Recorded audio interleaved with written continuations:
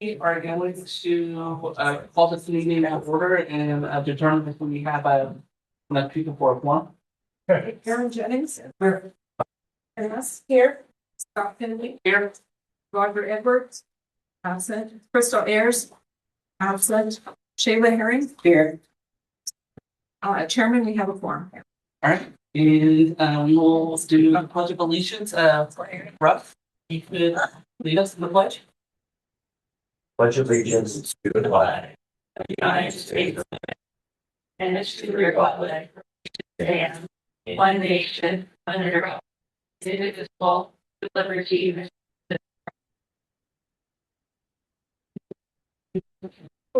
We'll move on to item 3, approval of the minutes for the meeting of November 10th. And I'm second the motion. Aaron. Alright. So the minutes are approved. We'll move on to item number 4, general public comment. I have 2 sheets here. I have Catherine Yurte and Veronica Cortez. Do you guys want to give now or later on? Now, please. Now it's time for me. Now, okay. So Whoever first. Catherine, sure. Over here, right? Okay. Okay, good evening. My name is Catherine Yarte. I have been a resident of the North Valley since 1986, I believe.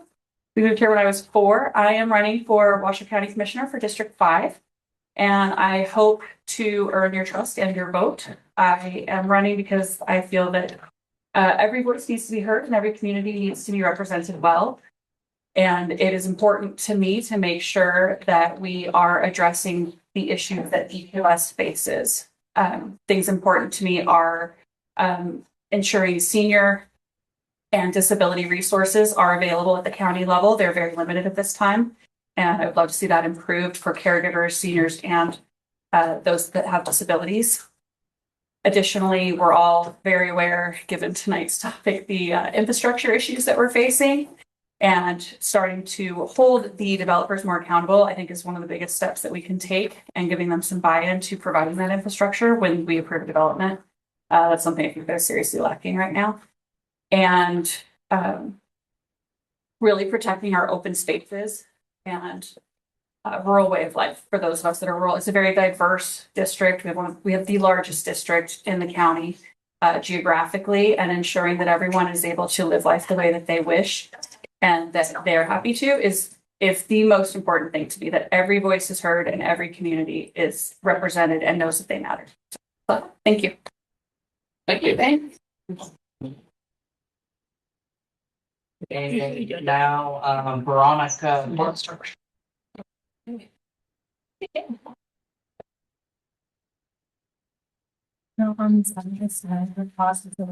Hi, everybody. My name is Veronica Cortez, and I was born at St. Mary's in 1977. Mom was born at St. Mary's. Grandpa was born at Washoe. I did Virginia Palmer, Billinghurst, and Reed until being bused from Sun Valley to Reed just didn't work out. So I dropped out, but I ended up getting my GED at Washoe. After that, I picked up crystal meth and cracked out for about 15 years. Now I'm about 16 years clean. And what I realized was this area doesn't have enough resources for what we need. We need to work back on mental health. We need to work back on building our community from the inside out. I've been born, grandparents came to Sun Valley in the 50s from Texas. My dad was born in Aguascalientes, so I have the experience of going back and forth. I'm very well versed on the immigration policy. I'm the lunch lady at Lemon Valley Elementary, so I know the needs of Lemon Valley. The kids come in, they have no shoes, they have no socks. We're the lunch ladies braiding their hair, making sure that every day they're having success as we get the kids their Halloween costumes when the parents can't afford them. We're the lunch ladies. Yeah, we had a terrible accident happen, but if you follow the HACCP plan, that was out of our hands. But we show up every day for those kids, for this community, especially Lemon Valley. I'm on the cab right now in Sun Valley. I have a nonprofit out there that teaches ranching, farming, and horseback riding. We work very closely with all the courts so that we can get people's warrants squashed. It's usually just community service and a fine. And if we can get that taken care of, then they can be productive members of society. You can't be issued community service and then your license taken away and they expect you to do it in Reno. It didn't work for me. So I took all the resources that I used to get successful and I put them in place right here in the North Valleys. Because of that, I feel like I can do more for this if I could take a bigger step. And the only way I can do that is if I can get elected as Washoe County Commissioner, District 5. Born and raised Sun Valley. Grandparents actually started ranching out in Fallon, Churchill County in around the 80s, but we still kept the ranches out here. That's where the nonprofit is called Valley Amigos. We take the animals into Rancho San Rafael and Urban Roots. We teach the kids all husbandry classes. They teach the farming part with the plants. We do the animals. You know, we explain to them, this is where your chicken nuggets come from. This is what you can do. This is an agriculture state. This is an agriculture county. So I think if we vote local, we can do what the locals want. We got to get these career politicians out of there. You got to get somebody in there that drives our street. My kid goes to school. She's 9 years old. If I get District 5, that's my child's school. My work is there. My child's school is there. My parents are my neighbors. My sister's still in the valley. We've chosen not to go anywhere because we want this place to be better. I'm also the owner of Buy Right Pizza. We're giving out dollar slices all the time to the kids and to the people that don't have food. Why? That's a sense of community. We have the Mormons coming in. Sorry, is that time? Yeah, it's time. Okay, sorry. But I'll be staying here after the meeting if anybody else wants to know more about me. Thank you. Thank you. Thank you. I got lips later. All right, and now we have a public comment by Amy Cummings. Thank you. There's some flyers over here. What's one of the one? I've raised one.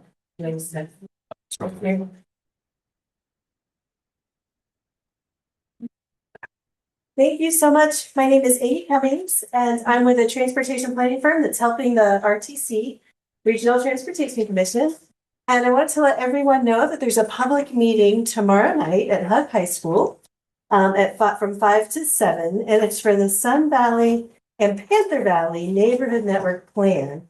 So RTC is looking at not so much the big roads like they do a lot of times, but more the neighborhood roads to see what are some of the improvements that they can make for bicycle and pedestrian safety.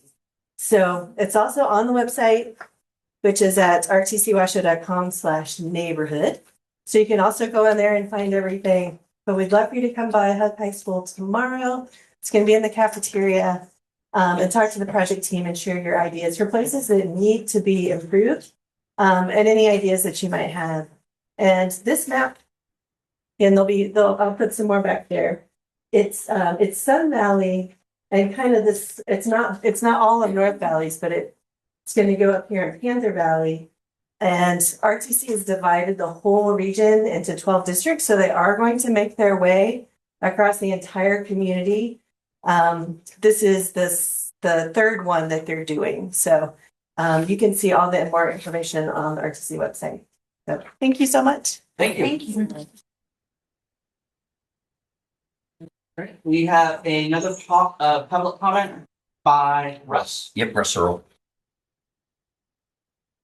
Just in case you folks aren't aware, coming up in February, we've been made aware, the residents out in Silver Knolls, that the Lifestyle Homes and the Listener family is, in their terms, asking for a minor change to their Silver Hills development. The east side of Red Rock Road was projected to have 1 house per acre in that area, and he's asking for potentially up to 5 homes per acre. Excuse me, 5 to 7. Plus. Yeah, but he says, I'm not going to build any more houses. So what I foresee for the time being will be he'll get that passed. They'll build the 240 houses on the east side in a very small area and then just kill us with density out there. The other problem is he's asking to not be, one of the conditions of his approval was to improve Red Rock Road to 2 lanes either direction. He doesn't want to do that now. And he also does not want to put the equestrian tunnel underneath Red Rock Road so people can get from the east side of Silver Knolls up into the BLM area.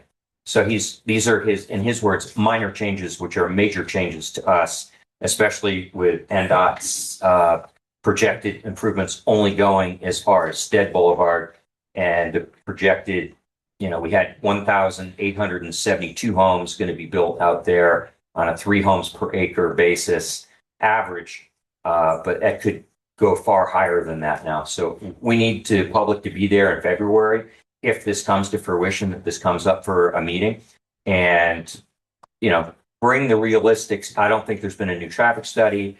All the flood possible problems that we're going to foresee, everything goes downhill towards Silver Knolls and actually the airport and the industrial district down here. So there's a lot of negatives that we need to be brought to their attention, and the public needs to make a voice about it. Thank you. Thank you.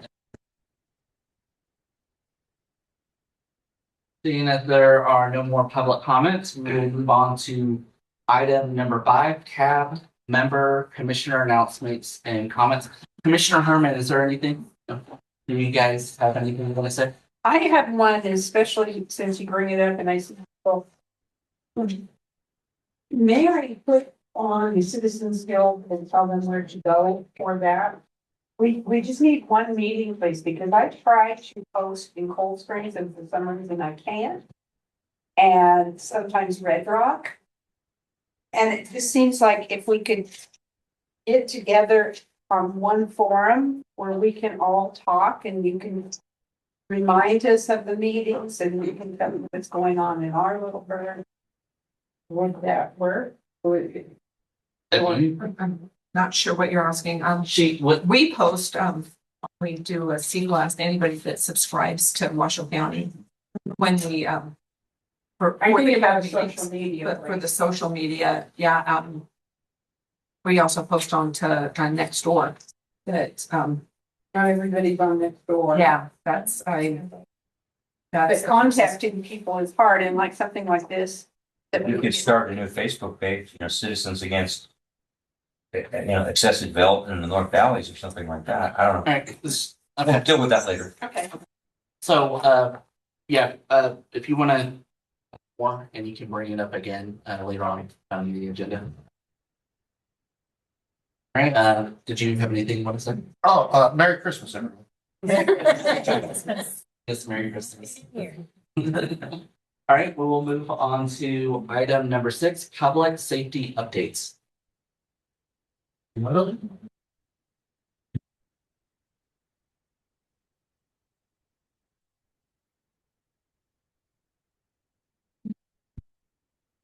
Hey, good evening, everybody. For the record, Joe Shum, Division Chief for Truckee Meadows Fire and Rescue. Here to give you a little bit of an update and some safety tips and reminders as we enter the holiday season. Our average call volume out here in the North Valleys CAB district is around 230 calls per month. The month of November, that was down to 187. So that's a good sign for us.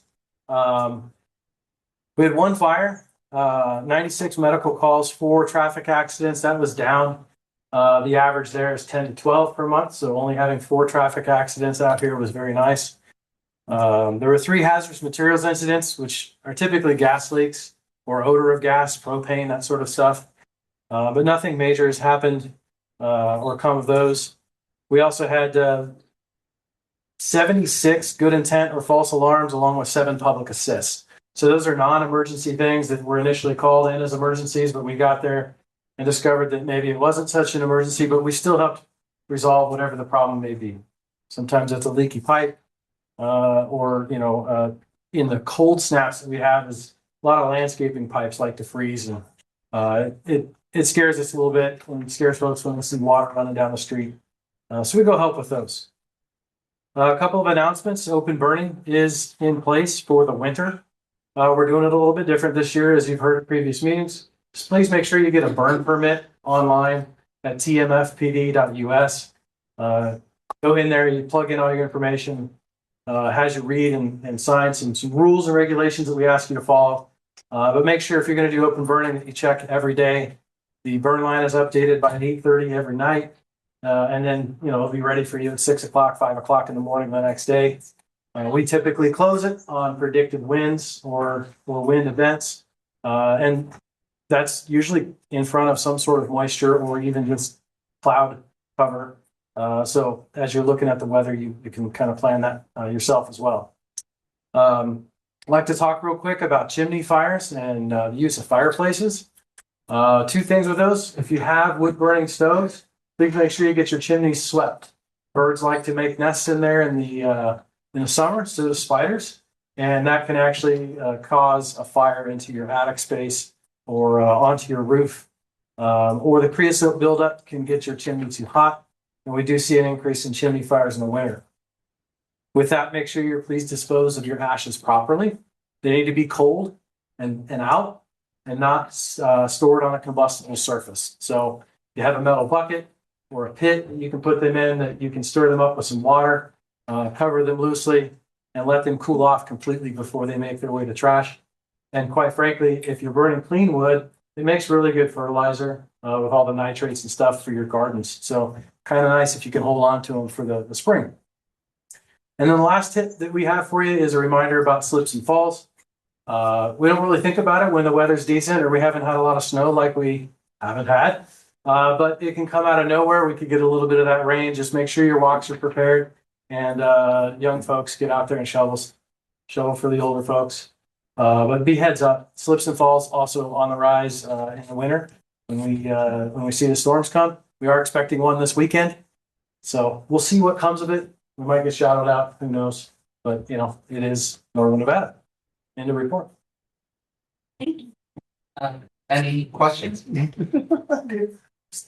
Oh, thanks. Ma'am, could you state your name? Oh, First and last. Lori Rodriguez. Okay. Training wise, how prepared are we for the EV fires? For the what fire? EV fires, electric vehicle fires. I know they've had them in garages, they have them in parking structures. How prepared are we now? Yeah, it's a very real challenge for us. No matter what you do, they call it thermal runaway. Not a whole lot we can do about that.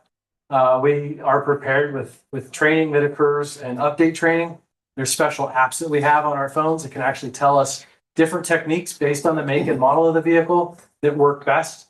Don't be alarmed or surprised if we pull out a tow truck and tip it on its side, because oftentimes that's the only way to get into those batteries to cool them. But they oftentimes will try and get them to a space where they can burn out because there's really not a good way to put them out. Our main focus is on your safety and on the safety of your home first and foremost. And then, you know, we have lots of water tenders. We do have the hydrants in a lot of areas as well. And, you know, different techniques that our folks use. Unfortunately, there's no way to simulate an electric vehicle fire other than practicing when we do get a Tesla donated. But I can't light one on fire and go, okay, let's see what it takes. They actually do that out at their site in Lyon County. And we video it, we watch it, we study it. So we do our best. But they are a definite rising challenge for us with all the cars. Thank you. Roger? You know, in the military, we used to use foam on fuel fires and stuff. You can't use those on an electrical car fire? No, sir. The electrical vehicle batteries are actually a metal. And metal fires require special application agents. We don't carry enough of it. There are a few out there that are a foam mixture that are in experimental phases. Like halon? What's that? Like halon? Nope, we cannot use halon anymore. It's been outlawed by the government. So we have some experimental foams that are out there. And it's part of what they're doing out there with Tesla too. It's actually it's a mineral mined here in Nevada that can mix with water and some other agents that will cake on. And the exclusion of oxygen is the best way to do it. But really, the thermal runaway is the hazard we face. And water makes metal fires worse. So we're in this kind of balancing. Susie or Aaron, do you? I don't know. No. Mary? Mary. I have heard of using very large blankets on them. Is that feasible? They're all experimental at this point. There's nothing out there that's been tried, tested, proven perfect. Yeah. But our training division and our operations committee are very focused on that and a lot of other issues that we face with common construction methods and materials and stuff like that to make sure our folks are up to speed. Caitlin Finley. I have a question. We had oh gosh, I'm gonna forget if it was last year or the year before, but there was a gentleman who was unfortunately inebriated and continued driving his electric vehicle that was on fire down the road. Is it harder to put it out to when it comes away from the vehicle? Say that one more time. Is it hard to put out wind? So, just question, just curiosity. So I heard, I think it was last year, or the year before, there was a gentleman who was driving down from Truckee into Reno. And unfortunately, he's inebriated. His car caught on fire, and he did not realize it and continued driving and set part of the side on fire as well. Is it harder to put out once it's away from the vehicle? Or No, because then it becomes a vegetation fire. Okay. So we can contain the vegetation fire and let the original vehicle burn. okay. And oftentimes that's what happens because we're more focused on where that wildland fire and vegetation is going to take it. Yeah. And do our best to prevent, impacting homes. Thank you. That answers the question. Russell, one question I have. Have you guys been informed about the battery storage facility that's proposed in the planning phase? And how is that going to be handled? Because the company that's going to be monitoring it is in South Carolina. Yeah, so any of those facilities are done through the code enforcement and fire code adoption process. The applications come to the district. They review it against all the national codes and ordinances to make it applicable, make the applicable arrangements for their safety and all of that. There's a couple of storage facilities out in the canyon and the east end of the fire district as well. So we work with the vendors. Sometimes they're creative, but right now I can't comment on where it is in the phases because I'm not aware of the actual processes that the Fire Prevention Division deals with. But I do know that they have to apply through us to get approvals, and it gets examined against fire code and all the like. Is there anyone else in the audience that has a comment? All right, seeing as no, thank you. Thank you.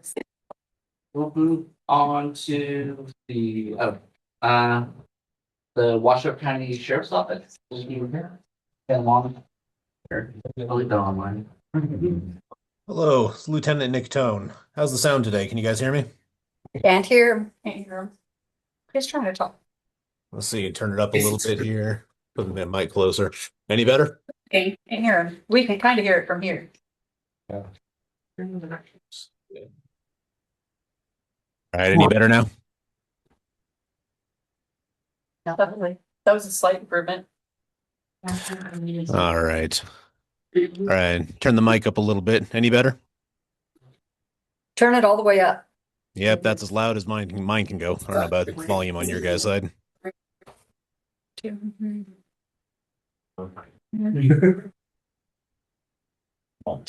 Well, if anybody has any questions for me, I know it's hard for everybody to hear. I guess I can type my response if that works.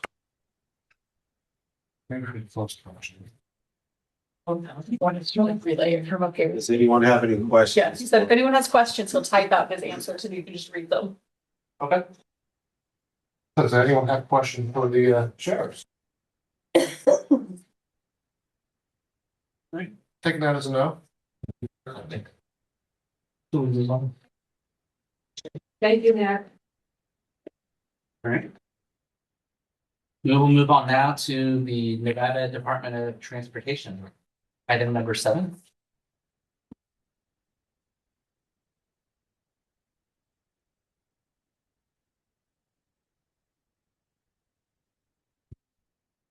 Good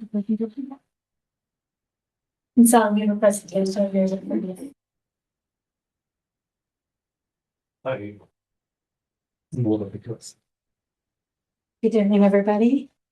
And thank you for the opportunity and inviting us here to provide you all an update for the North Valleys project. Can you guys hear me okay? Right into the mic, please. Hello? Can you hear me okay now? It may not be on. Rest of us were loud. It's on. Oh, that's not working. Okay, so I'm just gonna talk loud. There you go. Okay, thank you.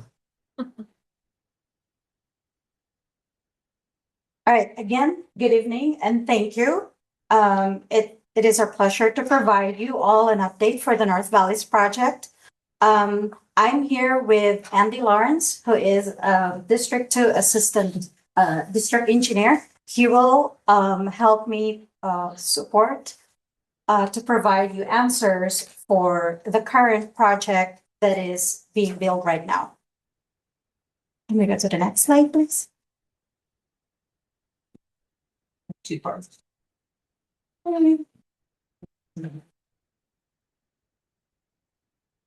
right. So before I start providing you all the updates for the North Valleys project, I'd like to take a moment to show you a map over there. As you can see on the red, on the right portion of the slide, you'll notice the red lines and the orange lines.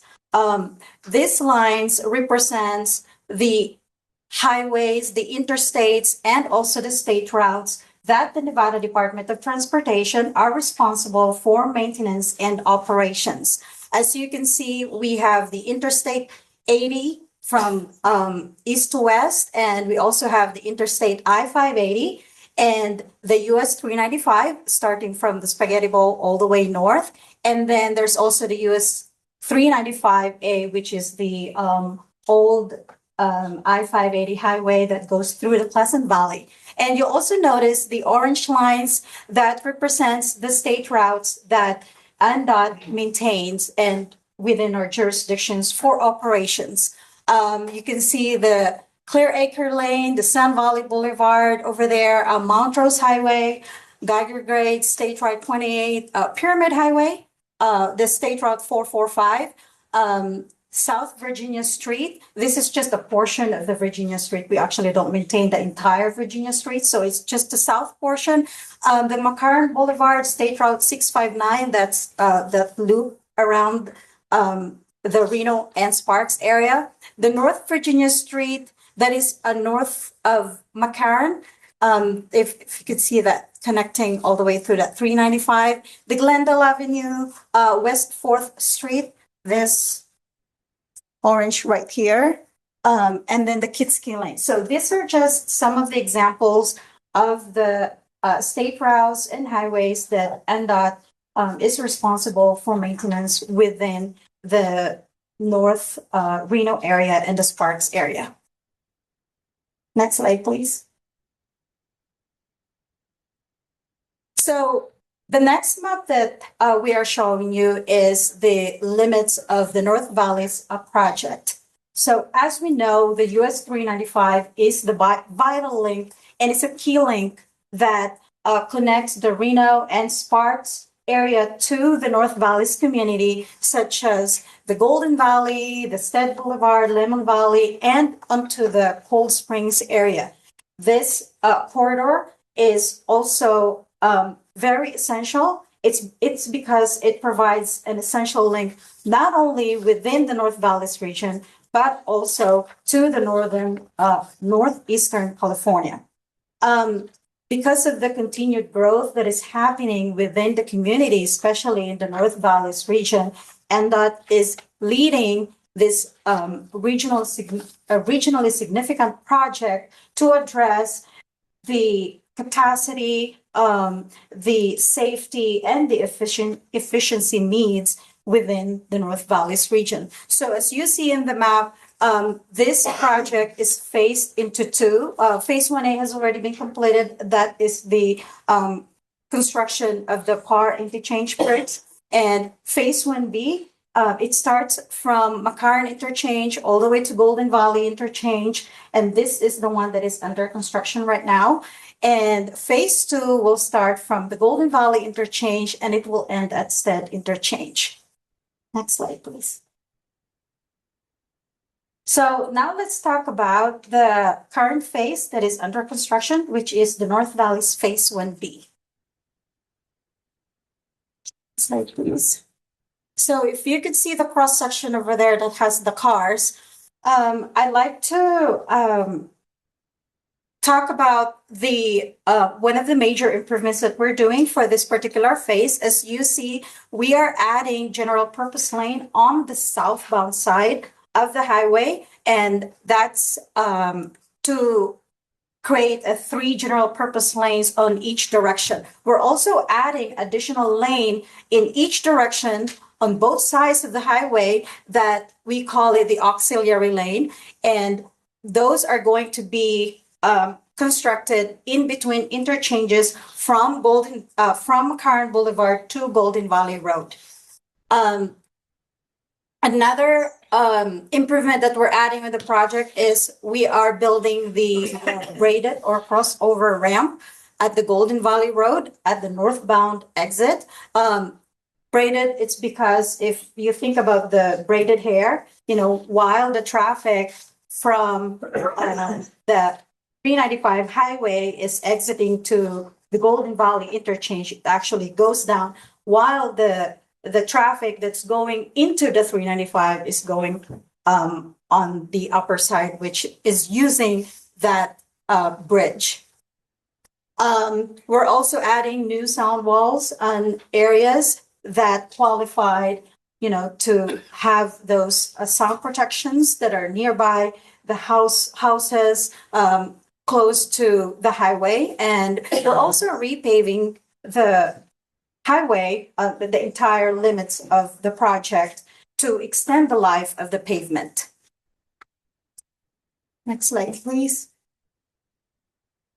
So for the construction project, as of today, there are 3 lanes that are already open going northbound to from McCarran Boulevard to Parr Interchange. And the project is at 95% complete with the drainage and electrical, including the intelligent transportation systems or the ITS.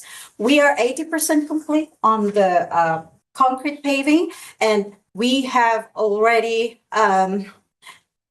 we had 40,000 tons of plant mix that we have incorporated in the project. So far, we've applied 60,000 cubic yards of concrete. And we're continuing construction on the bridge work, and we're at 40% complete on all the bridge work. And so far, we have already incorporated over 1 million pounds of reinforcing steels on all the bridges. Next slide, please. And as we continue with the construction of this current phase, the construction takes from Monday to Saturday. So it's actually a 6-day a week construction.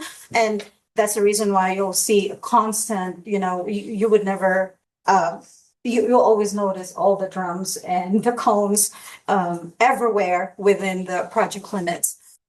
Between 6 to 9 crews are working at any given time, 24/7. And you notice at the Golden Valley interchange, we also have a traffic signal. It's an interim, but in phase 2 project, we're actually going to install a brand new traffic signal system in that interchange. As you notice, there are travel times displayed on the roadsides. You could also see them at the DMS, on the overhead signs. And we're continually coordinating with the incident management, and we're keeping 2 lanes in each direction during daytime hours. And there are times that you'll notice maybe you're driving in the middle of the night that there might be, go down to 1 lane, but we do that only on off-peak hours and as needed. And if you'd like to receive some traffic alerts during construction, to help you plan ahead with your travel, we'll recommend you to sign up for text alerts to provide you some alerts on what is going on in the traffic and if there are changes in the traffic patterns. You could text North Valleys to 866-540-8466. And for general information with regards to the project, if you have any question regarding overall for NDOT and also for the project, we have information there with the number and also the email address. And we also have some business cards right here. If you need some after the presentation, I'll be happy to provide this to you. Next slide, please. So now for the next phase of the project, This is starting from Golden Valley Road to Stead Boulevard. Obviously, it will pick up from where the current phase is going to end. And next slide, please. So for the capacity improvement details, as you see again in the cross section over there, we are widening the highway from Golden Valley Road to Lemon Drive, and we are expanding the highway to 3 lanes in each direction, adding general purpose lanes in each direction, as well as the auxiliary lane, or we call it the merge lanes. And then as we approach from Lemon Drive to Stead Boulevard, we're taking out the auxiliary lane and we're only adding the general purpose lane that still keep, 3 lanes of traffic in each direction.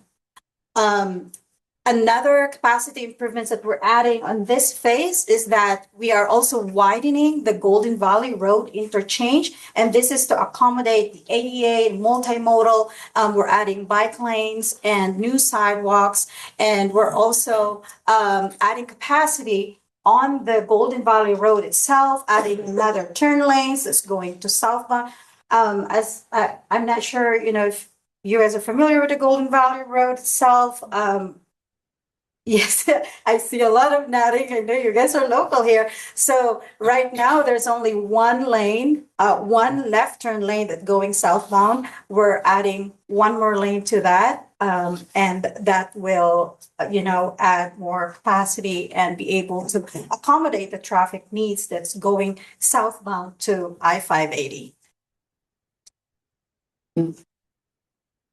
So what you can see here is this is a bird's eye view of this one right here. This is the existing roadway right now from Golden Valley Road to Lemon Drive. So that was just to give you an idea of what the project will look like with all the widening. And you see the picture at the very right. Let me go into here. Sorry. So the red lines that you're seeing there, those are the new sound walls that we're going to incorporate on this project. And the blue lines right there, they're very fainted, but those are supposed to be where our decorative structures that are going to be. And if you wanted to get more idea of what these decorative structures look like, we actually printed out papers over there that will show you what those decorative structures, and we also added more boards in there to give you a better look of what those interchange will look like.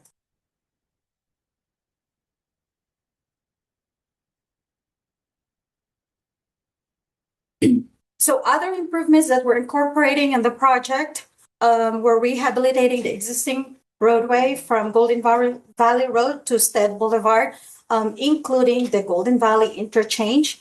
We're adding sound walls and retaining walls. We're also adding traffic signal, which this one, as I have mentioned in phase 1B, that there is a temporary traffic signal in Golden Valley Road.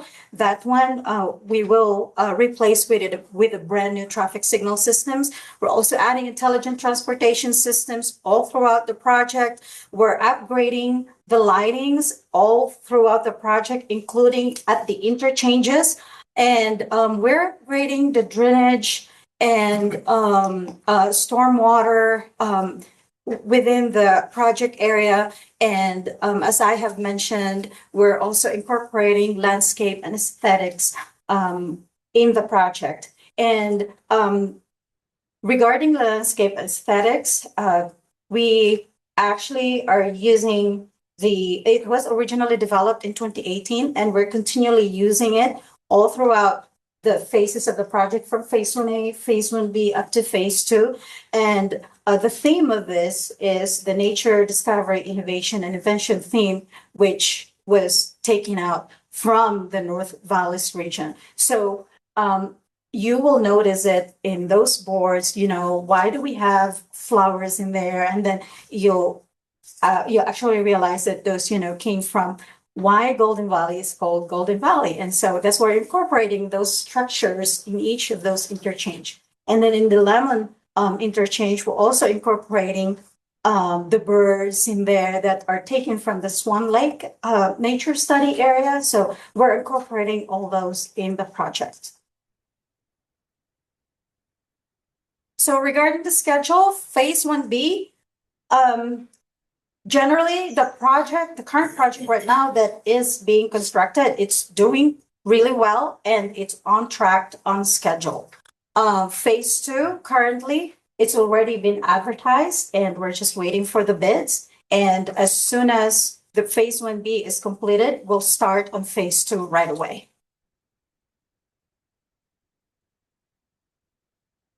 So now there is another project here. This is on the other side of the 395. It's actually not on the highway itself, but it is the reason why we've included it, because this is a part of the improvement that NDOT is also doing together with the phase 2, because the two projects received $89 million grant, federal grant. So this project in particular is in partnership with the RTC, and this is all about improving the roadway, accommodating all the multimodal needs within the within this corridor. Like for example, accommodating multi-use trail and bicycle lanes, and then also transit. And I can go over the details of this on the next slide. On the first. It's not on it's on State Route 430. The limits of the project starts at the North McCarran, so it's going to be in the north of North McCarran as you go up to Panther. So that's where it ends. And from Panther on Virginia Street, we actually have a person here, but wait, correct me if I'm wrong, but there is actually a complete street project that RTC is doing that will pick up from this project. So this project in particular, it will go together, it will be constructed together with phase 2. And the improvements that we are going to be incorporating in this project is repaving the roadway, and we're adding shared use path, we're adding bike lanes, and improving the ADA accessibility throughout the corridor. And we're also adding transit stops and bus pad improvements. These are in preparation for helping out in advance when the RTC comes in and they start building those bus stops. So we're not building the bus stops on this project, but we're building the bus pads where those new bus stops are going to be built in the future. We're also adding pedestrian crossing with the rectangular rapid flashing beacons at the corner of McCarran and Virginia. And we're upgrading the lightings. So the shared use path that we're actually adding on this project will be lit for safety purposes. And last but not the least, we're adding drainage improvements.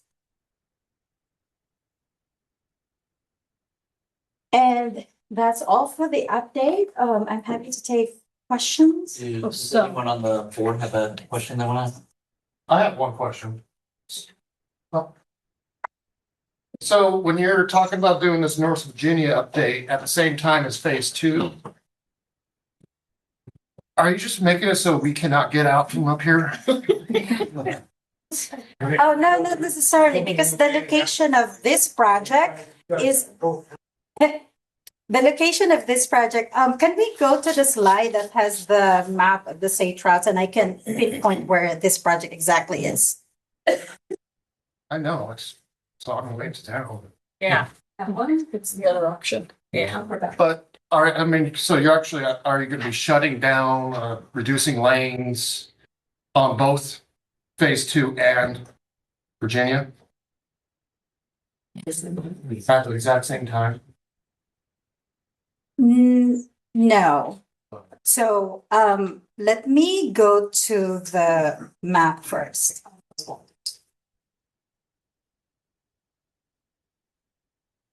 I think it's one of the first slides.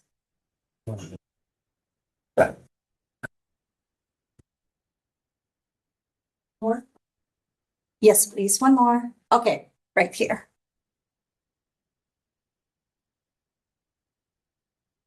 So phase two starts at the Golden Valley and this project actually is this one, but phase two starts right here Yes, that's how we get So out. it's That's how we already get out of the North Valley. outside. That's the only option to get out of North Valley. That's the first, yeah. But by that time, the ramp is already open that is already being built in phase 1B. But that doesn't help if we live out in Lemon Valley, Stead, Red Rock, that doesn't help, we still have to get through this. We just have to go through both of those Yes. sections to get to town. So it was Lemon Okay, Valley I was gonna say. on ramp going to be closed. Back and forth, just, Yeah, I think I might be able to help Nanette a Okay, little bit yes, with this please. question. So Yes. Andrew Lawrence, NDOT District Two. So one of my jobs is I oversee the construction crews in the field that build these projects. So phase 1B is currently under construction as well as eventually the North Virginia project. So one of the things that we look at as they finalize the plans for North Virginia will be compatibility between two projects. So if we're looking at building phase 2, which goes from Golden Valley out to Stead, we're going to take a close look at that North Virginia project and scheduling and the sequencing to say, hey, we can't have 2 lanes closed on North Virginia Street at the same time we have lanes closed on the freeway. So we are looking at that.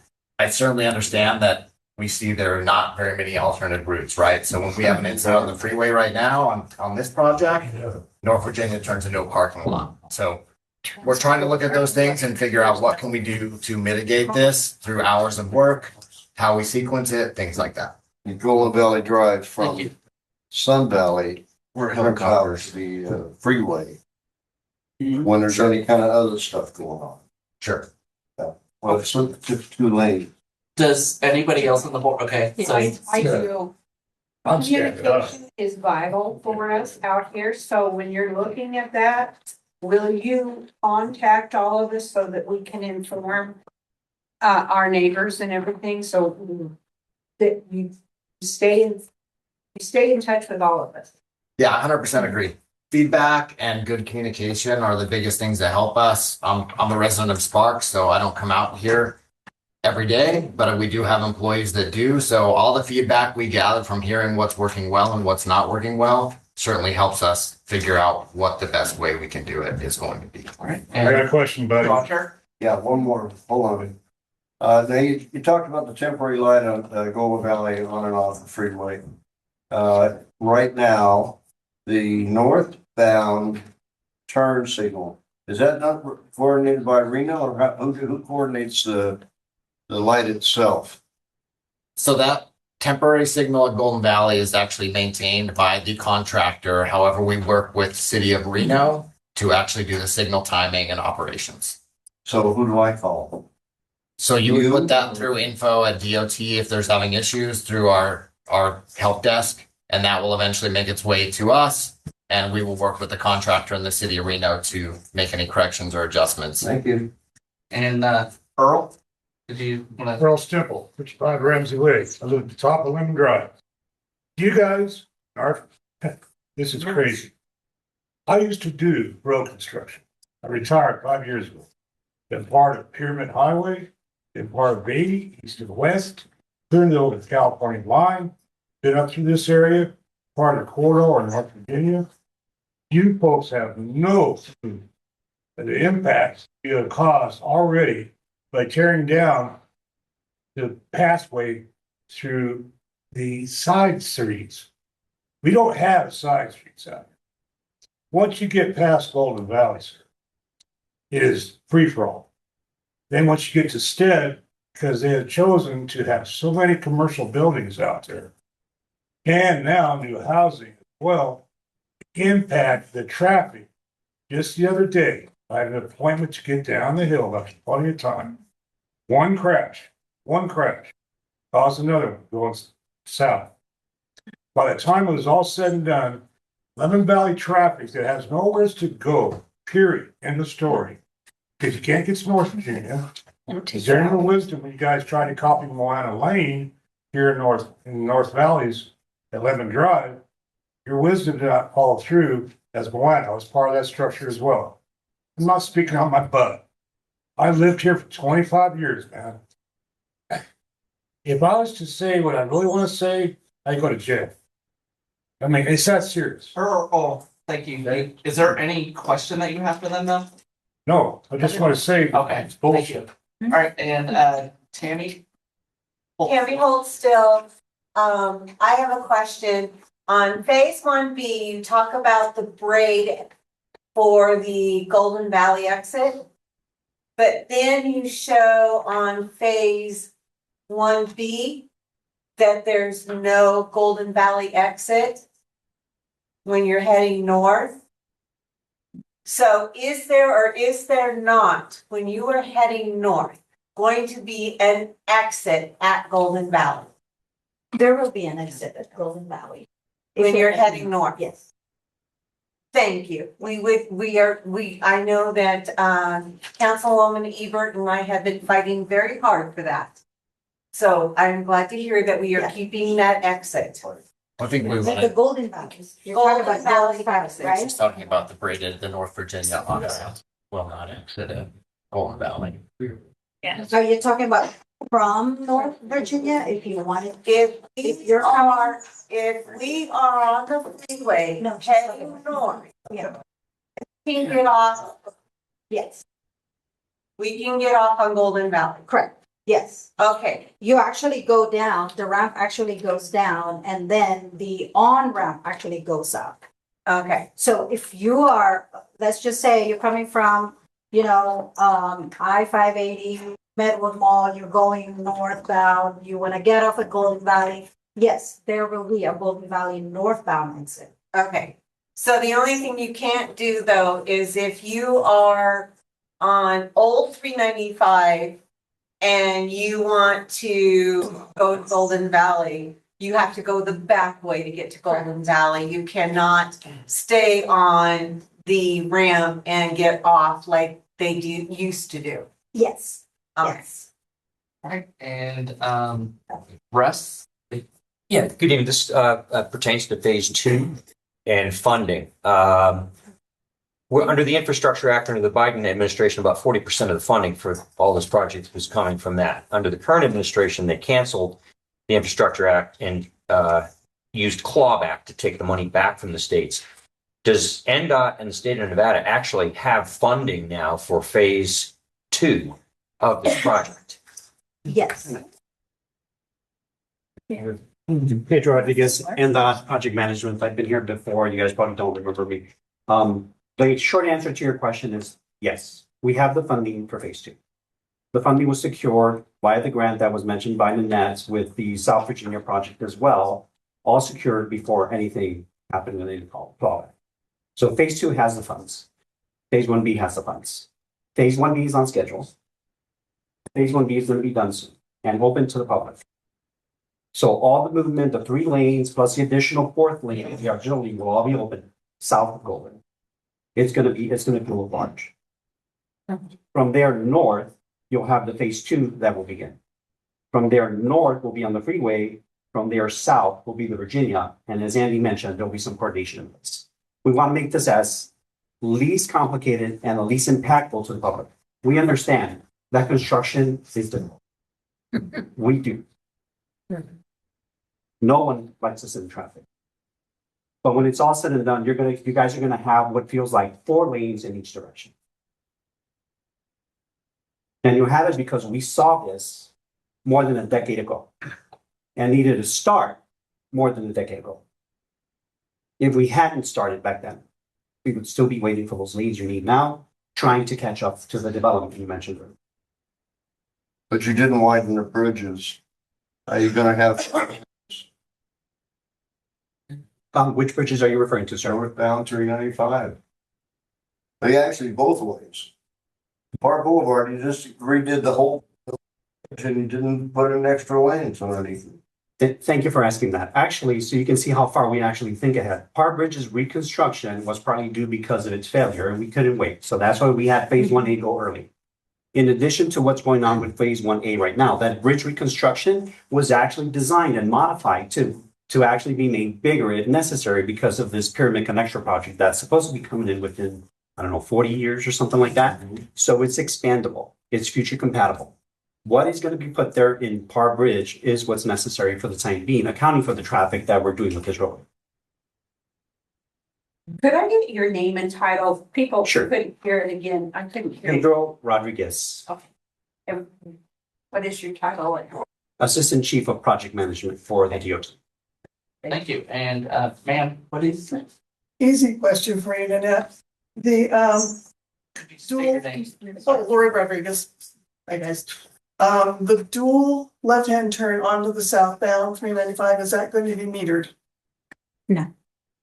Okay, so it's gonna be a free-for-all? Okay. Where's that? I'm only concerned because the Virginia is not that far for that amount of traffic coming in for everyone to work in, but the fact we're having 3+ lanes is going to make a difference, but I just wondered if it's possible to get it metered. But it will, so the left turn lane itself, at the Golden Valley interchange, there are 2 lanes. But as they approach the ramp, it actually tapers down to 1 lane until they get off to 580. Like the old wells used to be. Yeah, so it will The old be, wells on there it will was turn out two to be lanes, 1 lane. Started down. Yeah. Okay. All right. Is there anyone else that has a question? Catherine, you. Yarte. Yeah, Catherine Yarte. What is the plan to mitigate ice on all of those sound walls? Because the amount of snow that blows across that highway, that one section just north of Panther right now, that massive sound wall that went in, that was an ice skating rink a couple of years ago that led to like a 17-car pileup without that sound wall. So where is all the ice, snow, and water going to go when we get the massive storms? A good question, ma'am. And if I understand your question correctly, you're asking how the drainage is going to work so there isn't any ice. Well, the shadow alone is going to create ice the minute we get snow. Because that's the nature of it. And I actually love that you asked that question. So our designers do take that into account, right? We do not like water just flowing on our roadways. Unfortunately, the way we have our roadways built, we also have to plow snow that's there. And it's difficult to plow it all to one side sometimes, right? Or dangerous. And some of that does trickle, but the majority of the water that we have to get off of the roadways is designed to push it away as fast as possible. We can't control what the ice is going to do. I mean, nobody can control the weather, but we do our best to try to mitigate any issue that we'll have with the roads. So with that in mind, where does the snow go when it's being plowed against those sound walls? So one of the other big benefits is that we're putting back in full shoulders. So we're gonna have a full outside shoulder and a full inside shoulder. So we're also gonna have a lot more capacity for snow moving as well. So a place for snow to go, but not cars in case they get into a wreck. Sure. Cool. And, sir. Yes, sir. Question for you, George Still.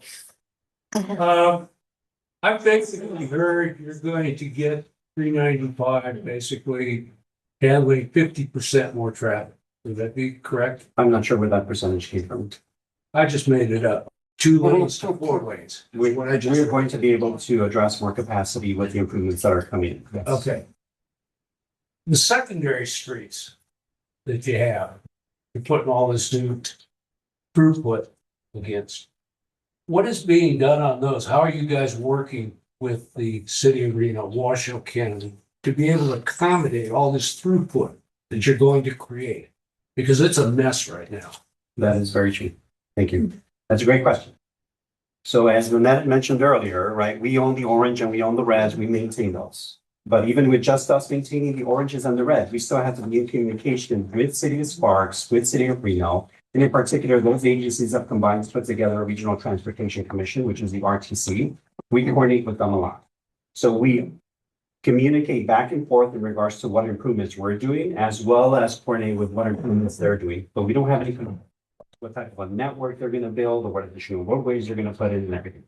We try to get the arterials clear as fast as possible because we deal with a lot of vehicles. You talk to them, but you don't know what they're going to do. How would I take it from I don't have any representative from RTC here, but I would suggest you reach out to RTC to ask them what improvements they have in the work. We're not them, so we can't give you the details of what they're working on. All right. Thank you. Ma'am. My name is Jody Poole. And so you're talking, just for instance, Golden Valley, you're gonna make 2 lanes go to the left to turn. What does your part just start right there at that 2 lanes? Because behind that, if we only have 1 lane getting to those 2 lanes, it's like a parking lot. You will go through literally 12 lights, easy, just sitting there. And, you know, people are taking the desert, they're taking every shortcut they can because we have nowhere to go to get to your improvement. Is there any work going to be done right before your improvement? So we know that, and thank you for your question. That's a great question, actually. Yeah. So we know, so there's a few things here. We know that has works in the plans. In fact, I think they've had projects that they've done. They've even partnered with us to do the interchange improvements at Lemon because we weren't going to be able to get to them, to get to it. But again, I would refer you to what they're doing. There are things that they have in the works that they're planning ahead of time to do with the same thing. But the other thing we definitely want everybody to realize is all the shortcuts and all the meandering away from the freeway that everybody's taking right now is because of the work that's happening on the freeway. But again, once this is completed, it's going to feel like 4 lanes in each direction. 3 through lanes and then the auxiliary lane that lets people on and off. So you got to imagine all that side shortcutting that everybody's doing, that's going to go back to the freeway and the freeway will be able to account for it. Does that help? No, because when you're coming up to the intersection before you're not even close to the freeway, there's people running red lights, taking rights. You have nowhere to go. You just sit there, literally. And it doesn't, there's no access to the freeway to get on because you're just sitting there in a parking lot. So the Golden Valley interchange, we're actually widening it, but the extent of our widening within the Golden Valley interchange is only within our jurisdiction. Right. We cannot widen outside of it because we don't own the road. So there are widening in there and it starts within, you know, right before you even approach the intersection. And that is to accommodate the traffic that, you know, whoever is going to the 395 and it will definitely improve when phase 2 is But complete. Lemons, there's nothing happening at Lemon, right? No, not at Lemon because the improvement has Not by already, us. been completed. Thank you. Caitlin Finley, are you guys, when you guys do the section B, are you guys gonna be narrowing anything, or are we gonna have 2 full lanes during that construction time? Because what do we do if there's an emergency and people need to get out of the valleys? We have fires, we have other things. I'm very concerned about how in the world we're gonna get out. Great question. As is typical with our constructions, we try to avoid any lane reductions during peak hours, with the exceptions of the areas that we are working in. So in addition to that, I know our district is constantly in communication with emergency responders and in communication months in advance of anything that's going to occur to allow them access to whatever they need to. So aside from that, any emergencies that occur, our district is in communication with the emergency responders to make sure that they can get their home. I think there was a news story, it was like a year and a half ago. It was right when we started North Valley's phase 1B, I think, about a wildfire that had started out there. And luckily with our coordination with local fire and police and EMS, they basically said we weren't impacted at all because we had already been in communication, staged our resources appropriately, and we kind of all knew what to do. So we do at least once a month, hit or miss. We meet with all these emergency groups and talk about, hey, what are we going to do in this scenario? For example, state police, NHP, we have little placards out on the job site so they know where they can weave in and out of the closures to get safely to an incident. And I do appreciate that, and we do need our service to be able to get to these areas, but how do we get out? What if we need to evacuate a valley? I mean, we're just gonna be stuck. Yeah, as we said, construction is not easy. Wow, Right. wait, The yeah, impacts there's a fire, and we have to get out, that's a big deal. Emergencies are emergencies. Yeah. Like you said, we do have meetings called traffic incident managements, right? So we have to work with our emergency responders regardless. If there's a fire, we're working with them. They're the ones we need to focus on. They're going to help everybody get out, et cetera. And I think we see this everywhere across the state, right? Most of our state is access to rural 2-lane highways. And whenever there's an incident and everyone's trying to get out at once, we just don't have the capacity for that period anywhere for the most part. So I think the best thing we can do, kind of to some of the comments made earlier, is just make sure that we're communicating everybody knows who to talk to, and we can make mountains move in a short amount of time if that's what we have to do. Thank you, sir. Mark Rodriguez. Do you have any updated information on the settling on the framework for the braided Golden Valley that we heard about? So they have resumed. Actually, the false work should be going back up. So just to kind of give a high level view. So the false work are the temporary supports that hold up during the construction. When the bridge is finished, it's reinforced concrete and we pull these cables really tight, post tensioning that hold it up. So the temporary supports that are there where they're pouring the concrete actually settled and settled not equally. So if everything settles uniformly, no problems because you can adjust for that. But when this one goes down a little more than this one, that becomes a real issue. So out of an abundance of caution, we made the decision that, hey, we have plenty of time to restart this and get it right and make sure that everything is the way we want it. So they pulled it down, put it back up, and they're in the process of that now. There's no impact to the schedule. We're still on schedule. Yeah. Is there anyone else in the audience that has a question? Sheila? Hi, my name is Sheila. I just want to say you guys are doing a great job. Thank you. Thank you for that. I have one more question for you guys.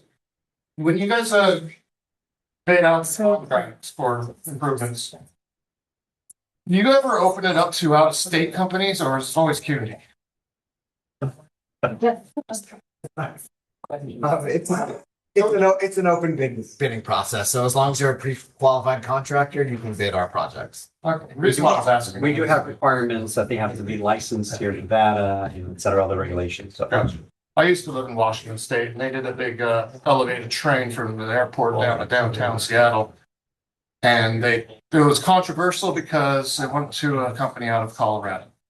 The good news was that company got it done almost 2 years faster than projected. And they also brought in some really smart technology that helped them get it done. And they didn't block any lanes of the freeway, even though it ran right along the freeway. So just saying, there are good people out there that can try to make things more efficient in the future. you feel free to send them our way. Yeah. You have time for one more question from Mary Pollard. And my question is, you're saying it's going to be sometime in 2026 that the current phase will end. Anything closer than a year? Summer of 2026. Okay, so July, September, any idea? I can probably give a little more expanded answer on that. So kind of our pinch points right now are all the bridges, right? So we have the Panther Newport, we have the North Virginia one, and then we have another railroad structure, and then we have Golden Valley. So everything's really tight and constrained in there. That's our pinch point.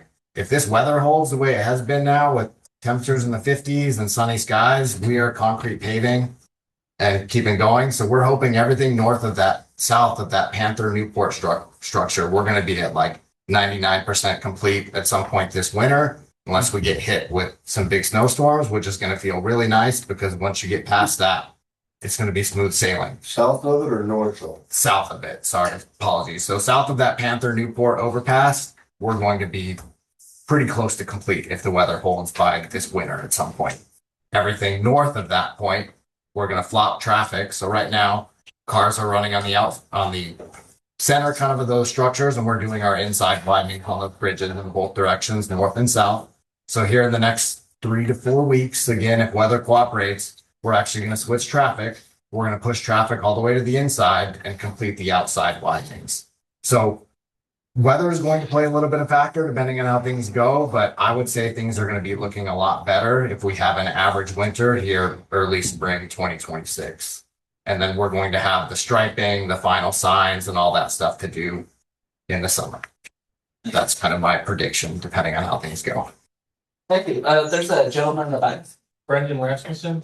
I was just wondering what you guys' employment rate is for the snowplows this year. In the last 3 or so years, you guys have not had adequate snow plowing going on up here in the North Valleys, and I think that's a main contributor to a lot of accidents on 395 during the winter time. Are you guys bumping up your employment? And I really appreciate that question. You can add into this. So you guys had paid attention with the last few legislations, the DOT, and just like other state agencies, was hit really hard. We had certain sections within the DOT where we had 72% vacancy, 75% vacancy. So 75% of the people were not there to help us. And if you recall, a few winters ago, we didn't even have people to go and plow for safety reasons. Since the little bump in the raises that we received, we've been steadily increasing to get more people in. But if you know anybody, What's your guys' big currently? We're always hiring. To Pedro's point, I think our high in District 2 maintenance was about 35% vacancy rate, which is crushing. The other interesting statistic is I think about 50% of our staff has less than 5 years of experience, which is crazy compared to where we used to be. To directly answer your question, we're sitting at about 10% vacancy right now, which sounds great, except when you talk about that 50% of your staff has only been here for 5 years, and you look at the percentage that's been here for less than a year. So it takes a certain amount of time to get through the training, get someone competent in a piece of equipment like that, and then to understand when they should be applying the right things at the right time to address ice and other conditions. So the vacancy rates on paper look good, but it's still a real challenge for us to keep our staff and get them trained and want them to stick around. Well, thank you so much for your presentation and answering your questions. Thank you. We'll move on. On to item number 8, neighborhood development hub and other engagement opportunities.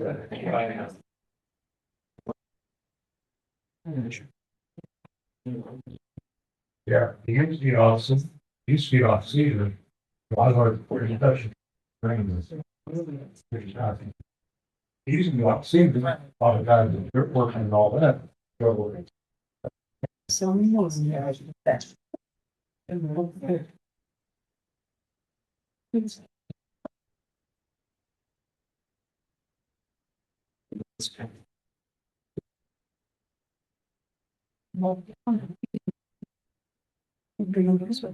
That's fun. They have what they need to do.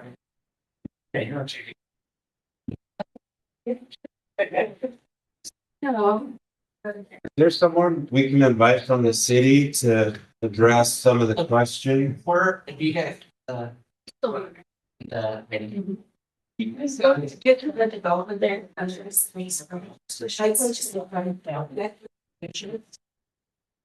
on the Washoe County website, it's at washoecounty.gov. And then you just put, or you can just search either development hub or connect with the commissioner. That's what I choose to do when I go into it. Once you hit down, you can go to your citizen advisory board right there where my pointer is. You can do that, or you can also sign up to receive different receive email on all of this information to your email. But over here is the development hub. Just click on that. And then this is the upcoming projects. You can go down on the side over here and pick which project that you're looking at. If it's something that's already gone through the project days, then right now we just have a couple of projects that are upcoming events for District 4.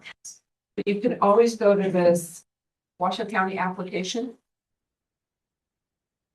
Click on there and then go over to District 5, hit the side. And then this will tell you all the applications that are going on in District 5. And it just goes down. You can click into them wherever you would like to see what you would like to see. Nice. Thank you. All right, and now we will move on to item number 9. Cab member commissioner announcements, requests, and comments. Commissioner Hyman, is there anything you wanted to say? Just wanted to congratulate all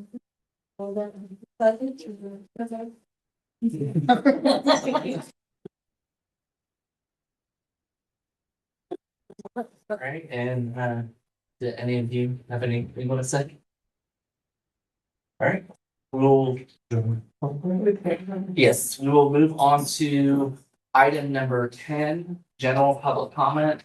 I have a Rob Pierce. And my name is Rob Phillips, for the record. And I heard a lot of comments tonight, questions. Maybe I can help you guys. I wear many different hats, but today I am just representing myself. You guys were talking about an evacuation for the area. Are you guys aware that right now Washoe County is having an evacuation study that's being done? If you guys go onto emergency management, there's a study. You can drop a pin where you think the issues are. Flooding, road construction, whatever it may be. It might be something that can help us as the North Valley residents. I invite you to check it out. There was also a comment about RTC and the projects that were being done. All of that stuff is easily found on the RTC website. You can find all that information. It's real easy to find. It'll tell you what projects are coming, what the dates are supposedly. Just be aware that the projects do change.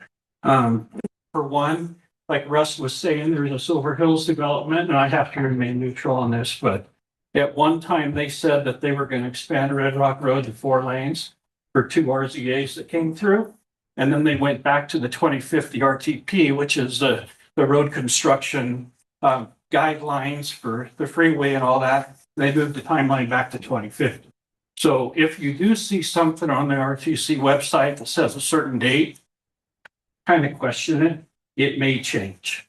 Anyways, I just wanted to let you guys know that. And anyways, I think the freeway is going to be a good thing when it's done. Thank you. Thank you. Thanks, Rob. Is there? Tell me your other hats you wear. What's that? Tell them the other hats you wear. Is there anyone else that would like to give a public comment? Nope. Yes. You have a good question. Our friend is right there, so we just. I'll just ask, You're asking a question about possible future business here, so what was that? You want to go up there though? Yes, please state your name. Yeah, please go up there. We're all waiting, so.